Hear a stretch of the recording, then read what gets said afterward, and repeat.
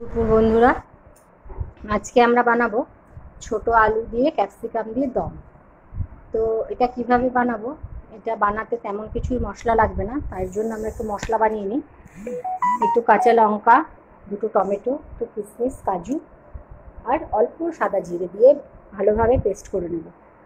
তো এইটাকে আলুগুলোকে আমি ভালোভাবে নুন দিয়ে ভাপিয়ে ছুলে রেখেছি। এই মশলাটা আমরা কষিয়ে নেবো, এই জন্য ফোড়ন দেবো। ফোড়নে দেবো আমরা তেজপাতা, শুকনো লঙ্কা আর গোটা জিরে। এটাকে ভালোভাবে যতক্ষণ পর্যন্ত ফোড়নের গন্ধটা না উঠবে ততক্ষণ আমরা ভালোভাবে এটাকে নেড়ে নেবো। যখনই গন্ধটা উঠবে তখন আমি মশলাটা দিয়ে নেব। দেখো ভালোভাবে আমার ফোড়নটা হয়ে গেছে, এবার আমি মশলাটা দিয়ে নেব। এত গরমে যত তেল মশলা অ্যাভয়েড করা যায় ততই ভালো।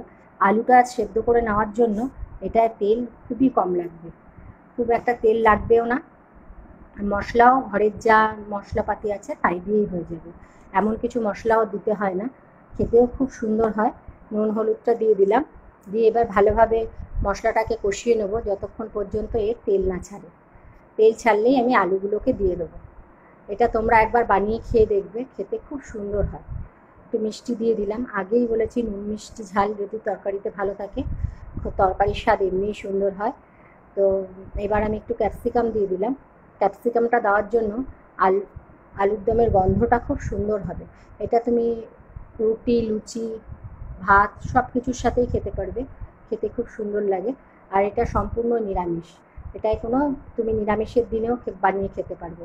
এটায় পেঁয়াজ রসুন তুমি দিয়েও বানাতে পারো, কিন্তু অ্যাভয়েড করলেও খুবই ভালো লাগে। আলুগুলো দিয়ে নিলাম, দিয়ে এটাকে ভালোভাবে কষিয়ে নেব। কষতে কষতে বলি, এত গরমে যে যত বাইরে না বেরোবে, রোদটাকে যত অ্যাভয়েড করতে পারবে ততই ভালো।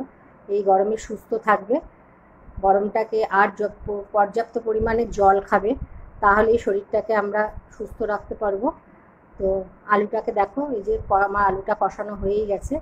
কষতে কষতে এবার একটা সুন্দর গন্ধ উঠে গেছে। এবার আমি জল দিয়ে দেবো, খুব জল দেব না, অল্পই জল দেব। দেখো জল দিয়ে ফুটিয়ে নেব, আলুর ভেতরে নুন ঝাল সব যাতে সুন্দরভাবে ঢুকে যায়। একটু গরম মশলা দিয়ে নিলাম, আর একটু ধনেপাতা ছিটিয়ে দেবো। ধনেপাতাটাকে যারা না খায় তারা অ্যাভয়েডও করতে পারে। ধনেপাতা ছিটিয়ে দিলাম। একটু বানিয়ে খেয়ে দেখবে, কার কার কেমন লাগলো অবশ্যই জানাবে। সুস্থ থাকবে, ভালো থাকবে, টাটা।